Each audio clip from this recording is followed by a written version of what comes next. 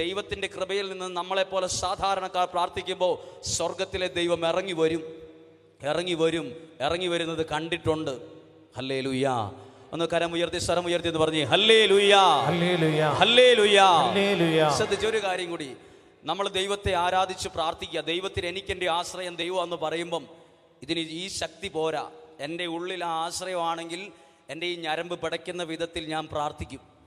എൻ്റെ ഉള്ളിൻ്റെ ഉള്ളിൽ എൻ്റെ ദൈവമാണ് എൻ്റെ ആശ്രയം എന്ന ചിന്തയുള്ളൊരു വ്യക്തി ഈ ഞരമ്പ് പിടച്ചു വരുന്ന രീതിയിൽ ആ വ്യക്തി പ്രാർത്ഥിക്കുമ്പോൾ കാണാം ഈ ഞരമ്പുകളൊക്കെ പിടച്ചു വരും. ഇത്രയൊക്കെ ഒച്ചയെടുക്കണമെന്ന് ചോദിക്കും, ഇത്രയൊക്കെ ആവശ്യമുണ്ടോ എന്ന് ചോദിക്കും. അതേതുകൊണ്ടാണെന്നറിയോ?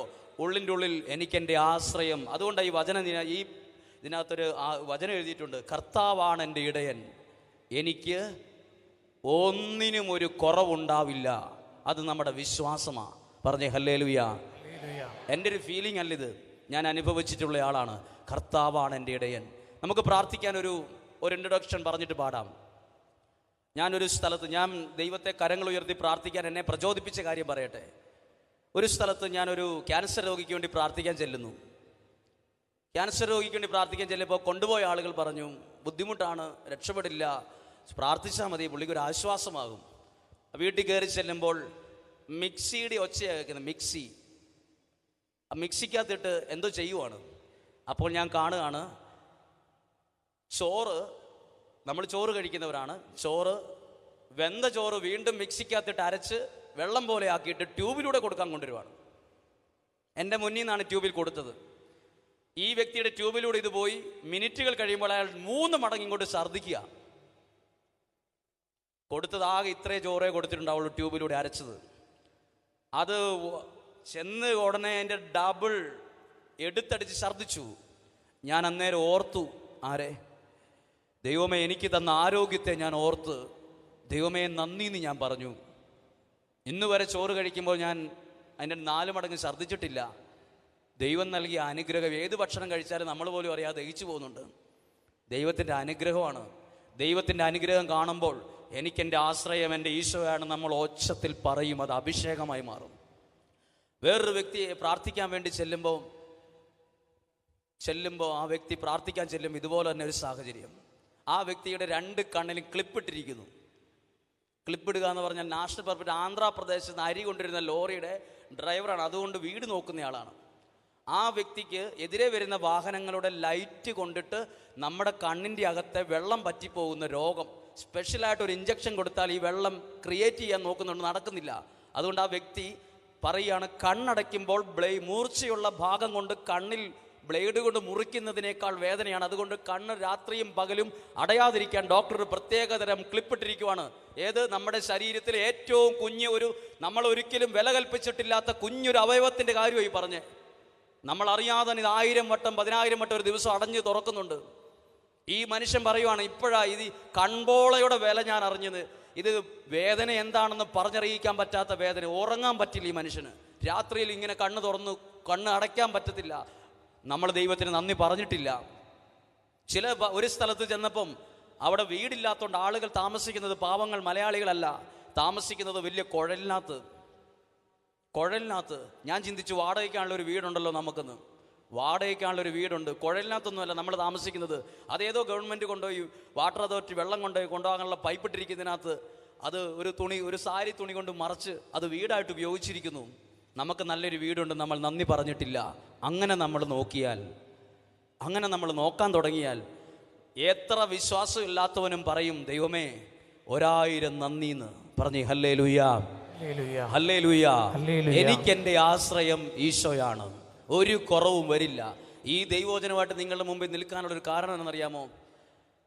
ഒരു മനുഷ്യൻ 3 വർഷം മുമ്പ് പരിചയപ്പെട്ട ഒരാൾ, ഓട്ടോറിക്ഷ ഓടിച്ച് ജീവിക്കുന്നവൻ, അമ്മയുണ്ട്, ഭാര്യയുണ്ട്, 3 മക്കളുമുണ്ട്. ആകെ ഒരു വീട്ടിലൊരു പശു, ഒരു 3-4 ലിറ്റർ 5 ലിറ്റർ പാല് മിൽമേ കൊടുക്കുന്ന ഒരു വരുമാനം, ഒരു ഓട്ടോറിക്ഷ ഓടിക്കുന്ന വരുമാനം നമ്മളെല്ലാം സാധാരണയായിട്ട് കാണും. അപ്പോൾ ഒരു പ്രാവശ്യം അദ്ദേഹത്തിൻ്റെ ഭാര്യ വിളിച്ചിട്ട് പറയാണ്, അച്ഛാ, ഞാനൊരു മനസ്സ് വിഷമിച്ചിരിക്കുന്ന സമയത്താണ് ഇത് പറയുന്നത്. ഞാൻ മനസ്സ് വിഷമിച്ചിരിക്കാൻ പറയാൻ കാരണം, എനിക്ക് ദൈവവചനം പ്രസംഗിക്കണമെന്ന് എനിക്ക് തന്നെ ഒരു സംശയം തോന്നിയൊരു സമയമുണ്ട്. എന്തിനാ ഇങ്ങനെ വചനം പ്രസംഗിക്കുന്നത്? ഇത്ര റിസ്ക് ഒന്നും എടുക്കേണ്ട കാര്യമില്ല, സാധാരണ പോലെയൊക്കെ പോയാൽ മതി, ചെറിയ പള്ളിയിലൊക്കെ ധ്യാനം മതി, റിസ്ക് ഒന്നും എടുക്കേണ്ടത്. എനിക്ക് എൻ്റെ എൻ്റെ ബുദ്ധിയിൽ എനിക്കൊരു വിഷമം തോന്നിയപ്പം ഞാനൊരു പൊട്ടച്ചിന്ത ചിന്തിച്ചപ്പം ഒരു സ്ത്രീ എന്നെ വിളിച്ചിട്ട് പറയാണ്, ഒരു ഭാര്യ വിളിച്ചിട്ട് പറയാണ്, അച്ഛാ 3 വർഷം മുമ്പ് ഞങ്ങളവിടെ വന്നായിരുന്നു. അച്ഛനിലൂടെ ദൈവത്തിൻ്റെ വചനം കേട്ടതുകൊണ്ടാണ് ഞാനും എൻ്റെ കുടുംബവും ഇന്ന് ജീവിച്ചിരിക്കുന്നത്. അല്ലെങ്കിൽ മണ്ണോട് മണ്ണായേനേയും. ഞാൻ ദൈവവചനം പ്രസംഗിക്കുന്നത് എനിക്ക് വേണോ വേണ്ടയോ എന്ന് ഞാൻ ചിന്തിച്ചപ്പോൾ എനിക്ക് ദൈവം തന്ന മറുപടിയാണ് ഒന്ന്. രണ്ടാമത് ദൈവവചനം പ്രസംഗിക്കണോ വേണ്ടയോ എന്ന് ചിന്തിച്ചുകൊണ്ടിരുന്നപ്പം എൻ്റെ മനസ്സ് ഒരു അമ്മ ഒരു 12 വയസ്സോളം പ്രായമുള്ള ഒരു കൊച്ചിനെ കൊണ്ടുവന്ന് പ്രാർത്ഥിക്കാൻ കൊണ്ടുവന്നിട്ട് ഞാനിങ്ങനെ പ്രാർത്ഥിച്ചു കഴിഞ്ഞപ്പം ഈ അമ്മ ഈ കൊച്ചിൻ്റെ പാൻസ് ഇങ്ങനെ പൊക്കിച്ചു. എന്നിട്ട് കാലിൻ്റെ മുട്ടിലെ നീര് കാണിച്ചിട്ട് എന്നോട് പറഞ്ഞു, അച്ഛൻ്റെ ദൈവവചന പ്രഘോഷണം വിജയിക്കാൻ വേണ്ടി ഇവ മുട്ടേ നിന്നിട്ട് ഇവൻ്റെ കാലെ നീരാന്ന്. ഇവൻ്റെ കാലം അത് 12 വയസ്സ് 13 വയസ്സോ പ്രായമുള്ള ഒരു ആൺകുട്ടിയാണ്. സ്വപ്നത്തിൽ പോലും വിചാരിച്ചില്ല പ്രായത്തിലുള്ള പിള്ളേർ ഇതുപോലെ മുട്ടേ നിൽക്കുമെന്ന്. ഇവൻ്റെ അമ്മ പറഞ്ഞു മുട്ടേ നിൽക്കുമെന്നും വേണ്ടെന്ന്. പക്ഷെ ഞാൻ അത്ഭുതപ്പെട്ടു. ഞാൻ അറിയാത്ത ആളുകൾ എനിക്ക് വേണ്ടി, ഞാനിന്ന് നിങ്ങളുടെ മുമ്പിൽ നിൽക്കാനുള്ള എൻ്റെ ധൈര്യവും എൻ്റെ ശക്തിയും ഇതുപോലുള്ള ഒരുപാട് നല്ല സ്നേഹിക്കുന്ന ആളുകളുടെ പ്രാർത്ഥനയാണ്. എനിക്കെൻ്റെ ആശ്രയം ഈശോയാണ്. പറഞ്ഞേ ഹല്ലേലൂയ. ഇത് നഷ്ടമല്ല. നമുക്കൊന്ന് എഴുന്നേറ്റ് നിന്ന് നമ്മൾ നന്നായിട്ടൊന്ന് പ്രാർത്ഥിച്ച്, ഇതിൻ്റെ ഈ ഗ്രൗണ്ടിൽ നിൽക്കുന്ന ഒരുപാട് പ്രിയപ്പെട്ടവരുണ്ട്. ദൈവം സ്നേഹിക്കുന്നവരാണ് നിങ്ങൾ. ഇന്ന് കേൾക്കുന്ന വചനം നിങ്ങളെ വല്ലാണ്ട് തൊടും. കാരണം ദൈവവചനത്തിന്റെ 2 സൈഡിലും മൂർച്ചയാണെന്ന് എഴുതിയിട്ടുണ്ട്. ദൈവവചനം ഇരുതലവാളിനേക്കാൾ മൂർച്ചയുള്ളതാണ്. എന്താ അതിന്റെ പ്രത്യേകത? അതെങ്ങനെ ചെന്നാലും എവിടെയേലും തൊടും. ഇന്ന് കേൾക്കുന്ന വചനങ്ങൾ നിങ്ങളെ തൊടാൻ പരിശുദ്ധാത്മാവിവിടെ പ്രവർത്തിക്കും. ഒരു നിമിഷം കണ്ണുകളെ അടച്ച്, ഒരുപക്ഷെ സമയവും ആരോഗ്യവും എല്ലാം മാറ്റിവെച്ച്, സമ്പത്ത് മാറ്റിവെച്ച്, എല്ലാം മാറ്റിവെച്ച് ഈ ഒരു ഗ്രൗണ്ടിൽ ജീവനുള്ള ദൈവത്തിന്റെ വചനം കേൾക്കുമ്പോൾ വിശ്വാസത്തോടെ പറയണം, എനിക്കെന്റെ ആശ്രയം ഈശോയാണ്. വചനം പഠിപ്പിക്കുന്നു, കർത്താവിൽ ആശ്രയിക്കുന്നവൻ വീണ്ടും വീണ്ടും ശക്തി പ്രാപിക്കുന്നു. അത് നുണയല്ല, അത് യാഥാർത്ഥ്യമാണ്, ഒരാത്മീയ സത്യമാണ്.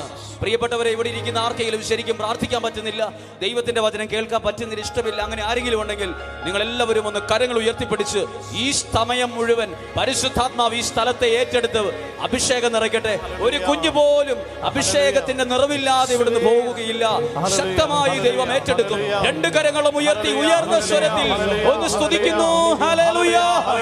സ്തുതിച്ച് പ്രാർത്ഥിക്കുന്നു. Hallelujah, hallelujah. എല്ലാവരും സ്തുതിക്കുന്നു, ശക്തിയോടെ പ്രാർത്ഥിക്കുന്നു. പരിശുദ്ധാത്മാവ് നിങ്ങളിൽ ഇടപെടാൻ പ്രാർത്ഥിക്കുന്നു.